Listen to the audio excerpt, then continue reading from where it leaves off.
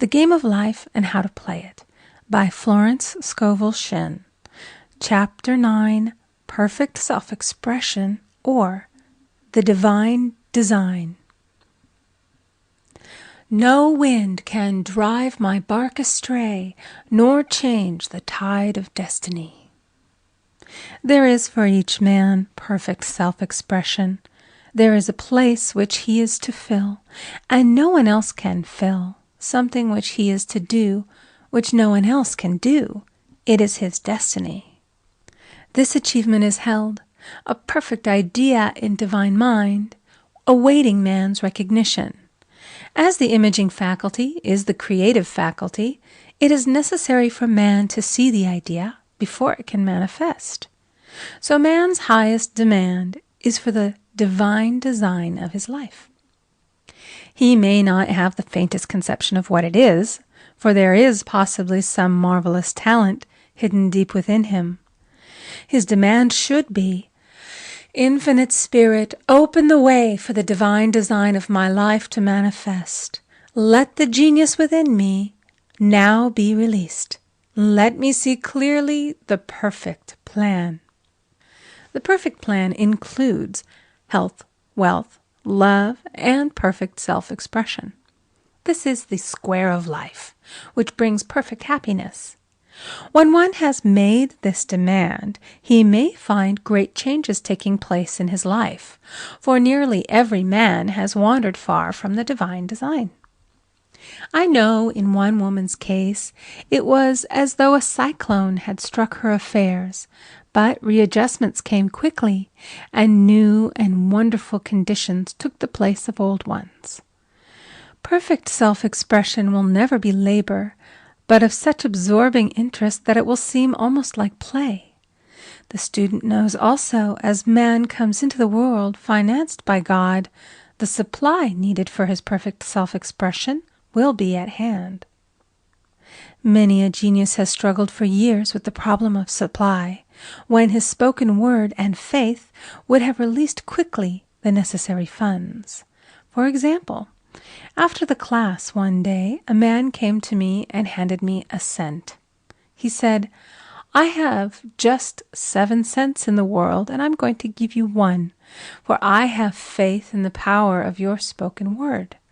I want you to speak the word for my perfect self-expression and prosperity."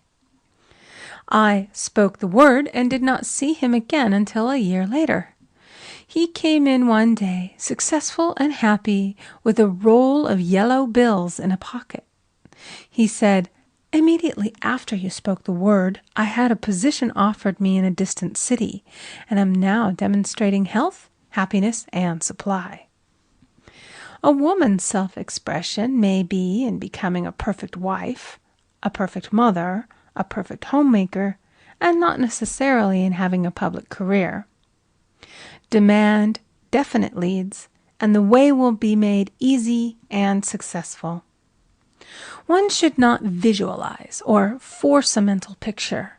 When he demands the divine design to come into his conscious mind, he will receive flashes of inspiration and begin to see himself making some great accomplishment. This is the picture or idea he must hold without wavering. The thing man seeks is seeking him. The telephone was seeking Bell. Parents should never force careers and professions upon their children. With a knowledge of spiritual truth, the divine plan could be spoken for early in childhood or prenatally. A prenatal treatment should be, let the God in this child have perfect self-expression. Let the divine design of his mind, body, and affairs be made manifest throughout his life, throughout eternity. God's will be done, not man's. God's pattern, not man's pattern, is the command we find running through all the scriptures, and the Bible is a book dealing with the science of the mind. It is a book telling man how to release his soul or subconscious mind from bondage. The battles described are pictures of man waging war against mortal thoughts. A man's foes shall be they of his own household. Every man is Jehoshaphat, and every man is David, who slays Goliath, mortal thinking, with the little white stone, faith. So man must be careful that he is not the wicked and slothful servant who buried his talent. There is a terrible penalty to be paid for not using one's ability. Often, fear stands between man and his perfect self-expression. Stage fright has hampered many a genius. This may be overcome by the spoken word or treatment. The individual then loses all self-consciousness and feels simply that he is a channel for infinite intelligence to express itself through. He is under direct inspiration, fearless and confident, for he feels that it is the Father within who does the work. A young boy came often to my class with his mother. He asked me to speak the word for his coming examinations at school. I told him to make the statement, "I am one with infinite intelligence. I know everything I should know on this subject." He had an excellent knowledge of history, but was not sure of his arithmetic. I saw him afterwards, and he said, "I spoke the word for my arithmetic and passed with the highest honors, but I thought I could depend upon myself for history and got a very poor mark." Man often receives a setback when he is too sure of himself, which means he is trusting to his personality and not the Father within. Another of my students gave me an example of this. She took an extended trip abroad one summer, visiting many countries where she was ignorant of the languages. She was calling for guidance and protection every minute, and her affairs went smoothly and miraculously. Her luggage was never delayed nor lost. Accommodations were always ready for her at the best hotels, and she had perfect service wherever she went. She returned to New York. Knowing the language, she felt God was no longer necessary, so looked after her affairs in an ordinary manner. Everything went wrong. Her trunks delayed, amid inharmony and confusion. The student must form the habit of practicing the presence of God every minute. In all thy ways acknowledge him. Nothing is too small or too great. Sometimes an insignificant incident may be the turning point in a man's life. Robert Fulton, watching some boiling water simmering in a tea kettle, saw a steamboat. I have seen a student often keep back his demonstration through resistance or pointing the way. He pins his faith to one channel only and dictates just the way he desires the manifestation to come, which brings things to a standstill. "My way, not your way," is the command of infinite intelligence. Like all power, be it steam or electricity, it must have a non-resistant engine or instrument to work through, and man is that engine or instrument. Over and over again, man is told to stand still. "O Judah, fear not, but tomorrow go out against them, for the Lord will be with you. You shall not need to fight this battle. Set yourselves, stand ye still, and see the salvation of the Lord with you."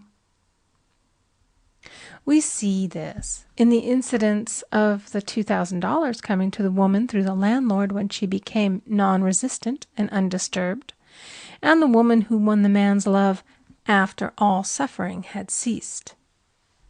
The student's goal is poise. Poise is power, for it gives God power a chance to rush through man, to will and to do its good pleasure. Poised, he thinks clearly and makes right decisions quickly. He never misses a trick. Anger blurs the visions, poisons the blood, is the root of many diseases, and causes wrong decision, leading to failure. It has been named one of the worst sins, as its reaction is so harmful.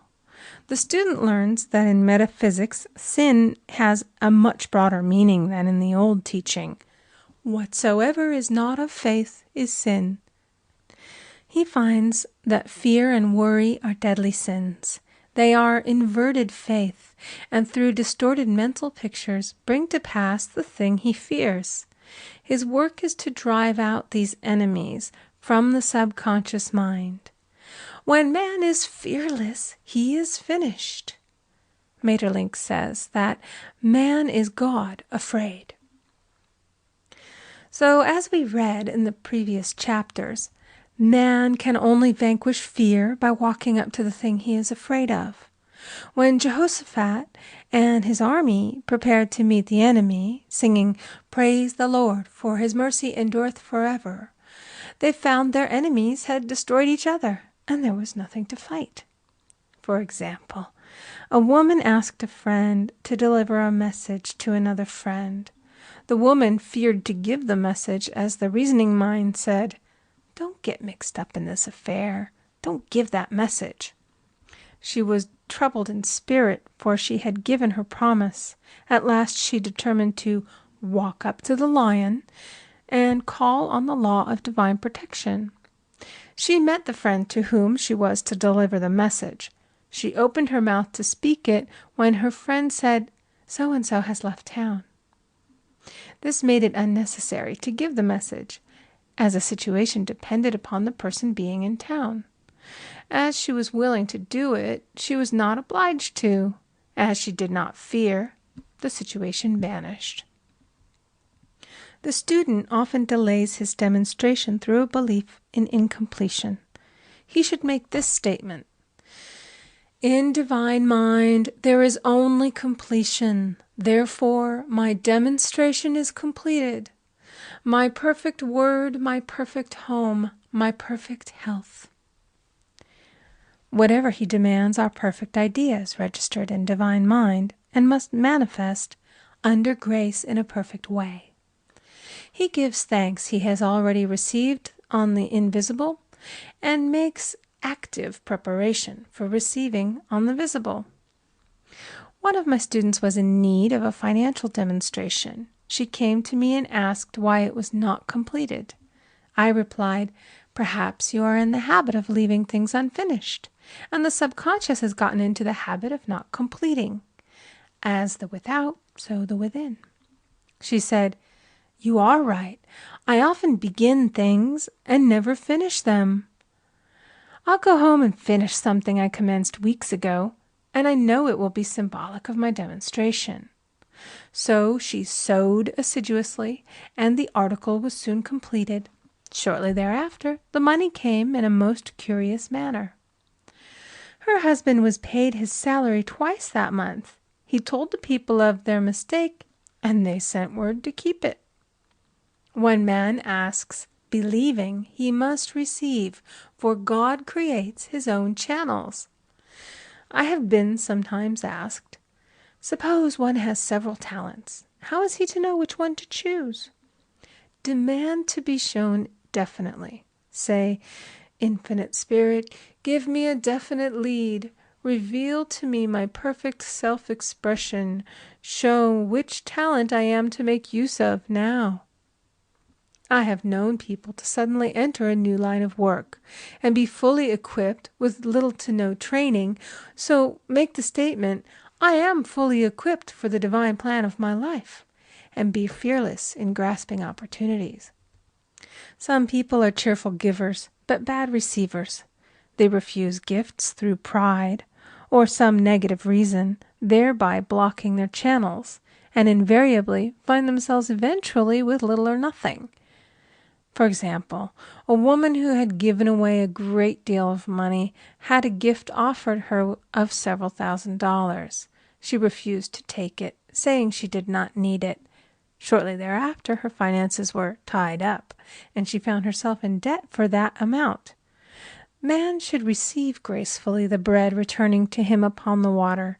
Freely ye have given, freely ye shall receive. There is always the perfect balance of giving and receiving, and though man should give without thinking of returns, he violates law if he does not accept the returns which come to him, for all gifts are from God, man being merely the channel. A thought of lack should never be held over the giver. For example, when the man gave me 1 cent, I did not say, "Poor man, he cannot afford to give me that." I saw him rich and prosperous, with his supply pouring in. It was this thought which brought it. If one has been a bad receiver, he must become a good one, and take even a postage stamp if it is given him, and open up his channels for receiving. The Lord loveth a cheerful receiver, as well as a cheerful giver. I have often been asked why one man is born rich and healthy, and another poor and sick. Where there is an effect, there is always a cause. There is no such thing as chance. This question is answered through the law of reincarnation. Man goes through many births and deaths until he knows the truth which sets him free. He is drawn back to the earth plane through unsatisfied desire, to pay his karmic debts or to fulfill his destiny. The man born rich and healthy has had pictures in his subconscious mind, in his past life, of health and riches, and the poor and sick man of disease and poverty. Man manifests, on any plane, the sum total of his subconscious beliefs. However, birth and death are man-made laws, for the wages of sin is death. The Adamic fall in consciousness through the belief in two powers. The real man, spiritual man, is birthless and deathless. He was never born and has never died. As he was in the beginning, he is now and shall ever be. So through the truth, man is set free from the law of karma, sin, and death, and manifests the man made in his image and likeness. Man's freedom comes through fulfilling his destiny, bringing into manifestation the divine design of his life. His Lord will say unto him, "Well done, thou good and faithful servant. Thou hast been faithful over a few things. I will make thee ruler over many things," death itself. "Enter thou into the joy of thy Lord, eternal life."